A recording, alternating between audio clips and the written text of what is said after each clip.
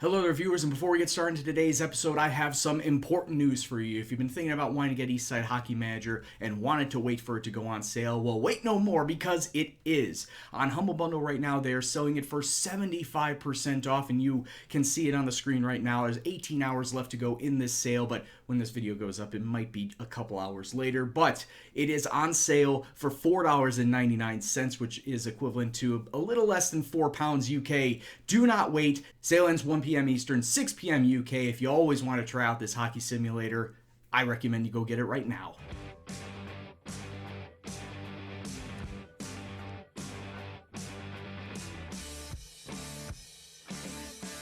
What's up, peoples? It's Gendo here, and welcome back to Here Come the Hawks. I know we were on a little bit of a hiatus. It's been about 3 weeks since our last episode, and a lot has happened in that point in time, especially in real life, where my beloved Blackhawks have been knocked out of the first round. So we're no longer in the playoffs this year, but that's okay, because there's still a lot of hockey left to go in this season. It's not going to end until the middle of June anyway. So we're going to continue on with this series, and we're going to be taking on a couple of Canadian teams today in Ottawa and Winnipeg. But before we get to that, let's go over the last 7 matches that we played. And honestly, it's been the roughest stretch of 7 matches that we've had in this season so far. And since our last episode, which was the double loss to our rivals in St. Louis and then against Calgary, we then went on a 7-game stretch of 4 wins and 3 losses, essentially making it our worst 9-game stretch this season, 4 wins, 5 losses. Following that up, we took on another Canadian team in Edmonton, losing by the score of 2-0, both goals in the third period. I thought defensively we were looking pretty solid up till that point. It's just offensively nothing was getting by the goalkeeper, taking 30 shots, but somehow none of them got past the goalkeeper to get us on the board. So it's just a bad run, and we needed to kick out of that soon. And what way to kick out of it than a 5-2 drubbing against that same Calgary team, this time taking them on at home. Patrick Kane getting himself a hat trick, Hartman and Rasmussen also adding to the tally. Overall is the best offensive performance that I've seen by a team that needed to get their shit together. Following that up, we took on Vancouver, and I need to show you the highlights to this one because we beat them in overtime by the score of 3-2 with that winning goal by Duncan Keith coming with just 2 seconds left in the game. Now, the highlight's going to start with 7 seconds left to go on the clock. There's a face-off here, 3-on-3 hockey. Tays, Hossa, and Keith out on the ice right now. They're still out there. 4 seconds left. Tays is going to win the face-off, and Keith just rifles it into the back of the nets with 2 seconds left in the overtime clock, avoiding a shootout and coming away with a win. 2 in a row, boys. We then had a long layoff before taking on 3 Californian teams in 4 days, and it did not get off to a good start as we lost to the San Jose Sharks by the score of 4-3. Kane getting the opening goal, but it was all downhill from there. Anisimov potting one in the second period. Kruger getting one when we had an extra man on the ice with less than a minute to go, but we were not able to capitalize. We then took on Anaheim, beating them by the score of 5-3, and we jumped all over them from the start. Hossa, Panik, and Kruger making it 3-0 before they even knew what hit them. Kane and Hartman adding tallies onto the end to make it look respectable and getting all 2 points there. But another loss versus the LA Kings, and the LA Kings are a pretty dominant force out there in the Western Conference. We lost to the score of 4-1. Kopitar getting himself a brace. Seabrook, our only goal scorer on the day, but overall, at the end of the first period, it was pretty much all cut and dry. We then finally got ourselves a win to end this stretch against the Minnesota Wild, beating them by the score of 5-2 at home. 5 different goal scorers on the tally. Unfortunately, you're still not seeing a lot of Kane or Tays getting the goals, but at least they're getting the assist and getting the points. And taking a look at the table, which it's still going to be in the overall table. It's still too early to break it down in a conference. We are 8th currently right now, getting 33 points through 25 matches. Still could use a little bit of work, especially since all these losses are starting to creep up onto us. 16-8-1 is not that bad of a record, but it could obviously be improved. Hopefully we can do that today against a couple more Canadian teams. And before we get into the match versus Ottawa, let's take a look at the tactics going forward. We're going back to our 6 defenseman setup where Keith and Seabrook are going to be taking on the first and the fourth lines. Jomerson and Van Riemsdyk in the second, Campbell and Polka in the third. Looking at the forwards, Panarin and Hossa are teaming up with center Tays, Panik and Kruger with Kane, Motin and Anisimov with Hartman, Rasmussen and Desjardins with Jordan Tutu. And actually, that fourth line is considered now my toughest line. They actually have a 4-star in toughness, 4-star in defense, because the fourth line has historically been your overall defensive hardest hitting line. You're not expected to get a lot of offense out of them. You're just looking to try and minimize any sort of attacking chances and scoring chances by the opposing side. So that's why the fourth line is set up as it is.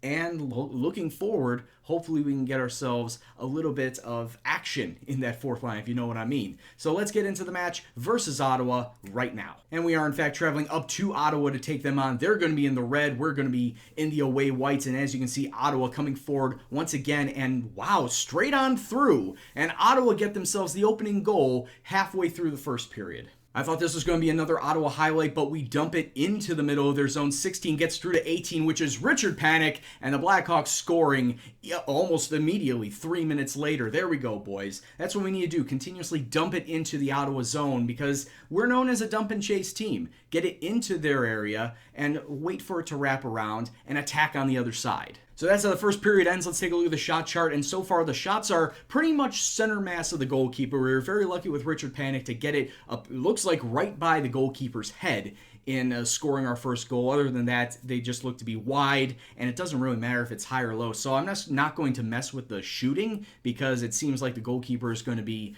on his game no matter where we shoot it at. So I'm not going to mess with that. Let's just continue on with the game and see what happens going forward. Not going to be making any defensive changes, any switches on the offense either. Just let the tactics play out. So we have a face-off, 6.5 minutes left to go in this period, and Smith has been sent into the box for slashing. We have ourselves a power play, and Jonathan Toews breaks out of his goalie slump, his goal-scoring slump, and puts the Blackhawks into the lead. And taking a look at the goalkeeper on the Senators, he has a weak blocker and stick side. He's got a better stats for his gloves, so I'm telling the guys to shoot towards that blocker side. He might not have the reflexes. Take a look at the shot chart, and you can see a lot more shots being piled up on the left side of the net. That is the blocker side of the Ottawa goalkeeper, so hopefully we'll be able to pop one or two more before the night is over. Ottawa, though, has more shots on goal, which could become worrisome down the line. Crawford, though, doing very well, only letting the one go through, but he needs to stay on his game if we want to come away with a win, not allowing anything else go through. So, continuously not going to be changing up the tactics. Let's just see this third period out. And unless something drastically needs to be touched, I'm just going to let it go. Puck coming forward for Ottawa, dumped into the back of the zone. Seabrook, that is a penalty for Panik. That is roughing, and he's going to get 2 minutes in the box. But I feel like the Senators are going to get a goal right here and not this matchup at 2 goals apiece. They're doing very well to bring it around the end. And there it is. Turris able to level the matchup for the Senators. Wow, that was a very quick power play now, wasn't it? I know what I need to do now in practice. I need to worry about training the guys up on how to penalty kill. It seems like we're giving away too many goals. As I'm trying to explain that we're giving up too many goals, we give up another one. And that was full strength. That wasn't even a power play. Can we answer right back here? 22. That's Jordan Tutu. Out to Hjalmarsson. And Hjalmarsson rifles it in just inside the blue line. We got this match level at 3 apiece. This is just going back and forth, and it's really goddamn stupid. We've already been weathering the storm for the Senators a couple more times. They got a couple more power plays on them. We've gotten them through, and now we can come on the attack. Hossa centering the pass to 72. Richard Panarin, Artemi Panarin. Why'd I say Richard Panarin? I was thinking of Panik. But anyway, it's got about a minute left in this match, and I feel like there's not going to be another goal. I say that, though.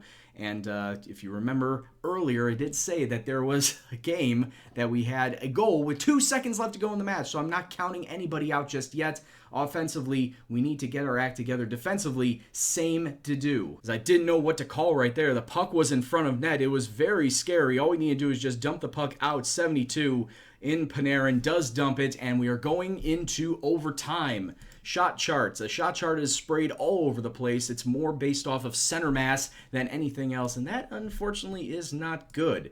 Tactics-wise, I'm not going to be using 2 defensemen going forward in this 3-on-3 extra time hockey. We're just going to go back to using our 2 forwards, which are, it's going to be Kane and Toews with Duncan Keith going forward. Actually, it's Kane Anisimov and Hjalmarsson as our 2 forwards going forward. And, oh boy, already a minute 43 into the extra period, and it's an icing call on the Senators. We got ourselves a face-off in the attacking zone. Jonathan Toews taking the face-off. He's going to dump it back to Hossa. Takes a shot. Actually delivers it off to Toews. And Keith now with the puck up to Hossa. It's just back and forth in the center. Nobody really wants to hold on to it. Oh, Hossa really needed to just take that up the ice. There we go. Panarin. Get it through, boys. This is going on way too long. And I feel like there's going to be a goal coming, and I don't know who the goal is going to be for. Panic or Panarin did not, he dumped the puck. We actually get it right back. 18 in Panic does dump it through. This is just some back end-to-end stuff. I'm just trying to follow the action, and it's probably going a little bit too fast for me. Oh, and the Senators, off of a face-off, are able to get the game-winning goal. And it ends 4-3 in overtime. So we do get a point out of it, but it's still a loss. It's still a loss. I mean, this was an entirely back-and-forth affair to begin with. Didn't know who exactly was going to come away with a win. But at the end of the day, it was those 2 goals in the third period that really done us in, which is what forced overtime.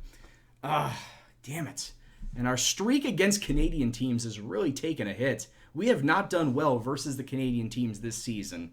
And, well, we got one more in Winnipeg coming up, so hopefully we can do better against them. All right, so Desjardins is still proving to be an absolute clunker of a center this year, so I'm subbing him out. Nick Schmaltz is taking his place on the 4th line. Anisimov moving up to the 3rd. Going forward, confirming that, and let's get into the match versus the Jets. We're the home team today, and already, not even a minute in, the Winnipeg Jets are coming forward and got themselves a goal. Not even a minute into the first period. What is absolutely going wrong here? We're absolutely starting to fall apart, and it's not even halfway through the season. I mean, I'd like a little bit of consistency on my defense, but I'm not seeing it, and I haven't seen it since last episode. This entire stretch run, my defense loves to just fall apart, it seems like. And at the same time, the offense seems to be firing in spurts. It's not a very consistent shooting offense, not a very consistent pressuring offense. And that's why it's leading to us not getting the chances in front of net that we should be getting. And overall, it's just gone to hell. This entire first period has really been a damper on our parade. Look at all those shots. 14 shots taken compared to Winnipeg's 5. And wouldn't you know it, it's almost like Football Manager in that the team with the less shots is going to get the goals. So, this is what we need to do going forward. It looks like a lot of our shots are going low, and the goalkeeper is in fact a tall goalkeeper. He's 6'4". So what I'm going to do is I'm going to tell these guys to shoot low. I already am telling them to shoot low. So we're just going to not specify. If the goalkeeper is doing well in blocking our shots low, let's just go back to randomly taking shots, high side, low side, left, right, 5-hole, doesn't matter. We need to garner some sort of offense going forward. Actually, let me go back to my tactics and let's take a look. We should also go up to very aggressive, ease off on the back checking, which means that the defense is not going to push all the way up, and take a slow route and take a slower route all the way back to their defensive positioning. So we're going to do that. Hopefully that won't bite us in the ass.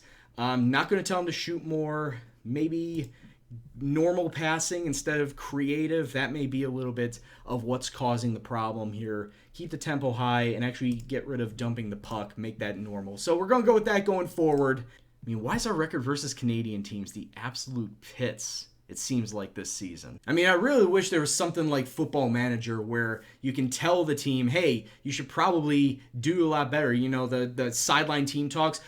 Coming through, number 42, Anisimov, with the pass from Panic. Great setup by Crawford there at the back end to set that up. We got ourselves level again. But getting back to the Football Manager thing, I really wish there was some little module there that you could say, hey, I want you to be a bit more aggressive or concentrate or, you know, something like that just going forward. But anyway, once again, it is Winnipeg on the puck, slipping it through, and Schleffeli, I don't know how you pronounce that name. It's the Jets got the lead once again.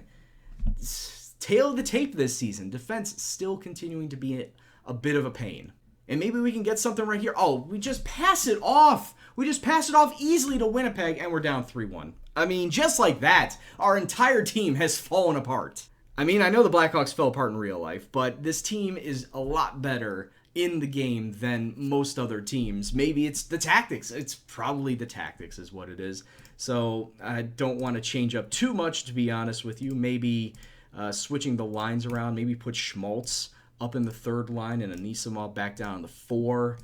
If I switch the tactics around, maybe shooting, just try shoot for the 5-hole and see if anything comes around like that. Higher shooting, higher dumping the puck, actually more creative passing, get dumping the puck back down there. I have no idea what I'm doing at this point in time. It's just trying to find something that works, throwing stuff against the wall, seeing what sticks. And right now, it's just all Winnipeg. We do have a power play, though. Blackhawks coming through. We dump the puck out to Panarin, who finds... There we go. Patrick Kane getting one back for us. It's now 3-2. Still a lot of time left in this period. Time, however, is starting to tick away. 7 minutes and counting. There has not been a highlight since that Kane goal. Come on, boys. Find an equalizer. And maybe we can find one right here as Kruger is bringing it through. Actually, it's Panic to Kruger, who finds Panic and puts it into the back of the net. We got ourselves the equalizer. Now we just need to hold out for the next 4 minutes, see if we can't force overtime or get a winner of our own. Minute 10 left to go as Panic's coming through to 81, and there it is! Panarin to Hossa, and we got ourselves the lead with a minute left to go, boys. And now it is time to just absolutely throw this on defensive, throw mentality and aggressiveness down, gap control, keep it on relax, back check same, tempo low, no creative passing, no heavy shooting. I mean, yeah, safe passing. We need to just absolutely play defensive. And actually, instead of going zonal marking, let's go to man marking at that point. So defensive mentality. We need to see this out for the next... Oh, and it's an empty goal! 3 seconds! Patrick Kane from what looked to be the red line into an empty net. And that's got to do it. 5-3, game over. In fact, we get the puck once again. It's another empty net. And Kane gets 2 empty net goals in a row. It's all coming up Millhouse. 6-3 for the Blackhawks. And that is pretty much that. Game over. We got ourselves a win from the jaws of defeat. What a way to end that. Oh, man. Coming back. I believe it was coming back from your 3 or 2 goals down. I can't quite remember, but we pot 5 in the third. 2 of them as not own goals, open goals.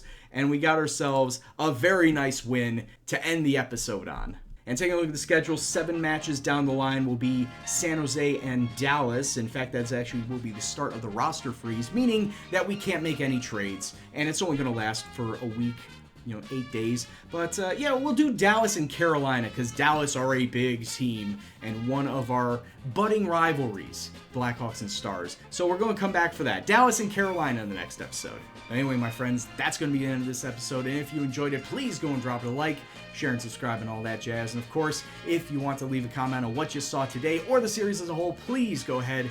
I appreciate every single comment you put down. But anyway, guys, this is Gendo, and I'll see you in the next episode.